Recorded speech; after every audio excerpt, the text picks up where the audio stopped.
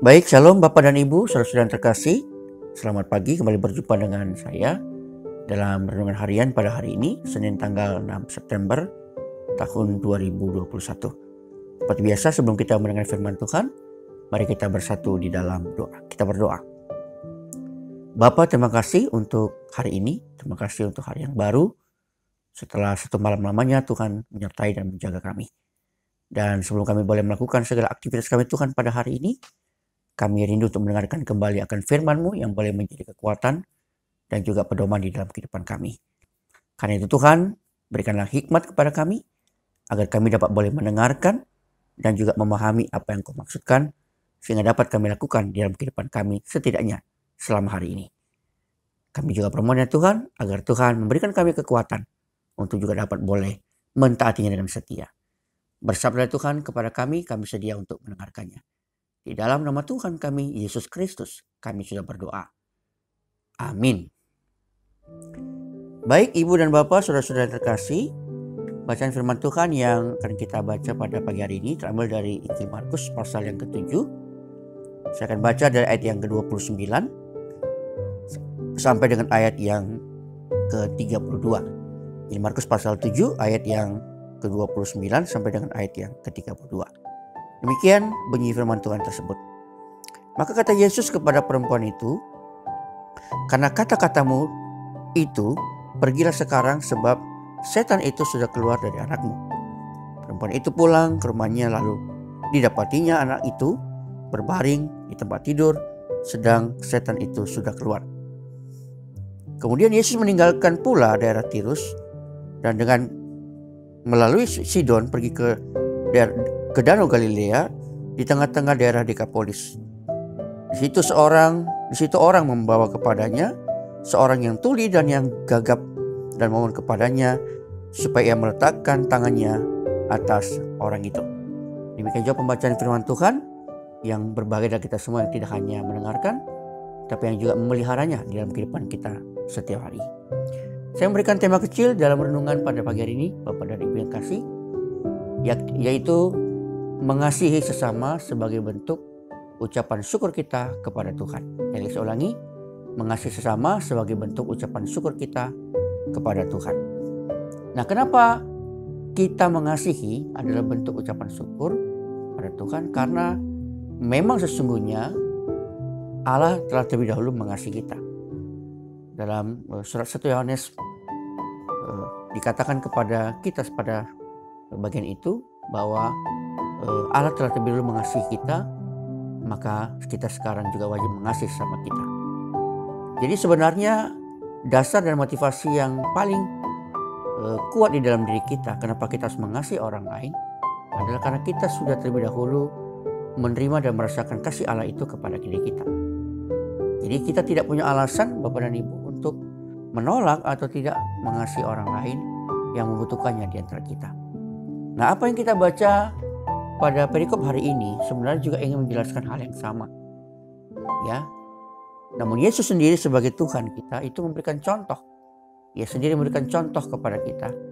Bagaimana ia mengasihi orang lain, mengasihi orang-orang yang membutuhkan, yang datang kepadanya tanpa memandang status sosial, tanpa memandang latar belakang, tanpa juga memandang apa yang mereka lakukan, apakah mereka orang najis atau orang tidak najis, orang kafir atau tidak kafir, orang Yahudi atau bukan Yahudi, dan seterusnya. Baginya, kasih kepada orang yang membutuhkan atau manusia yang membutuhkan itu jauh lebih penting daripada perbedaan tadi. Ya, itu yang kita lihat dalam perikop bacaan yang tadi kita baca. Di perikop yang pertama atau bagian yang pertama ayat yang ke-29 sampai dengan 30 tadi, kita melihat bagaimana seorang perempuan Sirofenisia, ya, kalau dikatakan perempuan Sirofenisia itu berarti orang-orang di luar Yahudi yang sebenarnya memang tidak layak dan tidak pantas untuk mendapatkan pertolongan dari seorang Yahudi oleh Tuhan Yesus. Ya, tapi kita tahu bagaimana cerita ini boleh terjadi. Demi anaknya yang dia kasihi, yang satu sedang sakit karena kerasukan, ya, penyakit yang cukup lazim pada masa itu, ia rela harus dipermalukan, harus merendahkan diri, harus melanggar batas-batas dan aturan-aturan norma masyarakat pada saat itu, agar ia boleh berjumpa dan berbicara dan memohonkan kepada Tuhan Yesus untuk menyembuhkan anaknya. Kalau kita melihat bagaimana memang pada awalnya memang Tuhan yang seperti menolak, tapi sebenarnya Tuhan hendak menguji iman perempuan tersebut. Dan pada saat ketika perempuan itu betul-betul mengatakan sebagaimana yang tadi kita baca, ya betul-betul menegaskan imannya kepada Tuhan Yesus, maka Tuhan Yesus mengabulkan permohonannya dan ia mendapatkan anak yang sembuh ketika ia pulang ke rumah. Di contoh yang pertama ini kita melihat bagaimana Tuhan Yesus itu menyembuhkan orang-orang yang membutuhkan pertolongannya, ya, tanpa memandang perbedaan apakah mereka orang Yahudi ataupun bukan orang Yahudi. Di perikop yang kedua juga begitu, Bapak dan Ibu terkasih. Ketika Tuhan meninggalkan daerah itu atau daerah Sidon dan kembali menuju daerah yang namanya Dekapolis, ya, ada seorang yang tuli dan gagap yang dibawa kepada Tuhan Yesus. Kemungkinan besar juga orang ini adalah orang yang dikucilkan, ya, karena pada saat itu Bapak dan Ibu yang terkasih, orang yang sakit seperti ini adalah orang-orang yang tidak mungkin tinggal di tengah-tengah komunitas masyarakat Yahudi. Biasanya mereka memang akan dikucilkan atau disendirikan, Bapak Ibu, karena dianggap berdosa akibat sakit penyakit yang datang kepadanya. Jadi sakit penyakit itu selalu dikaitkan dengan dosa yang pernah dilakukannya. Jadi itu sudah menjadi penghakiman yang biasa dilakukan oleh orang-orang Yahudi pada masa itu. Lalu itulah yang terjadi, Bapak dan Ibu terkasih. Orang yang tuli dan gagap ini dibawa kepada Tuhan Yesus. Apakah Tuhan Yesus menolak orang itu, Bapak Ibu? Jawabannya tidak. Ya, meskipun orang itu adalah orang yang dikucilkan, orang yang dijauhi oleh masyarakat, orang yang diklaim atau dihakimi Bapak sebagai pendosa, tapi bagi Tuhan orang itu adalah orang yang membutuhkan pertolongannya. Lalu kemudian ia dengan cara yang ajaib, yang tidak terselami oleh pikiran manusia, Bapak dan Ibu terkasih, Tuhan Yesus menyembuhkan orang itu dan kemudian ia menjadi lancar untuk berbicara. Dari dua contoh ini kita melihat bagaimana Tuhan Yesus itu sungguh-sungguh menunjukkan kemurahan hatinya, Bapak Ibu. Kepeduliannya untuk menolong orang-orang yang membutuhkan pertolongannya.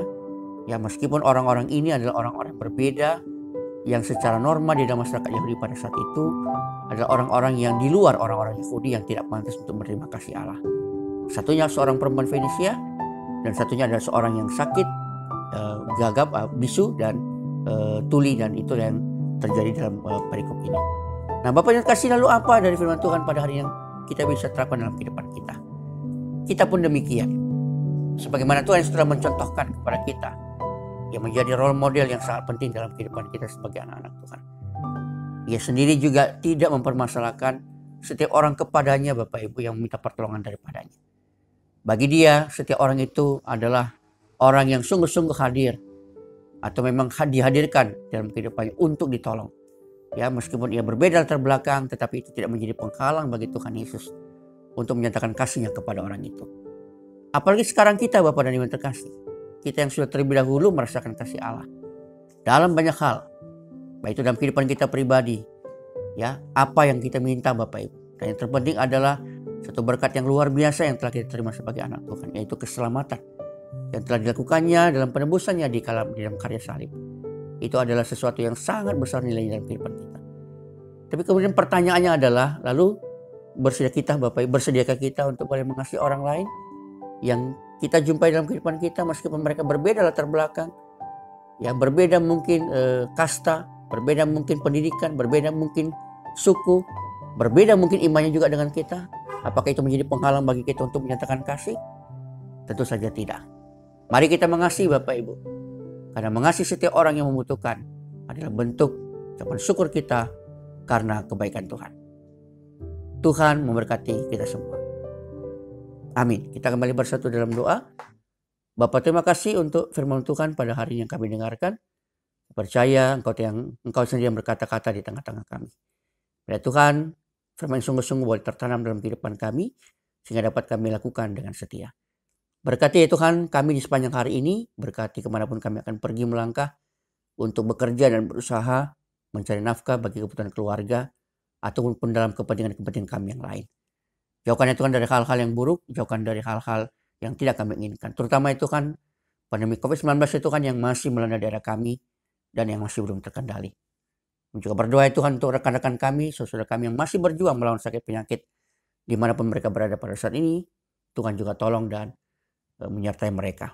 Terima kasih Bapak, terima kasih. Inilah doa dan syukur kami Tuhan kepadamu. Hanya di dalam nama Tuhan kami Yesus Kristus kami sudah berdoa. Amin.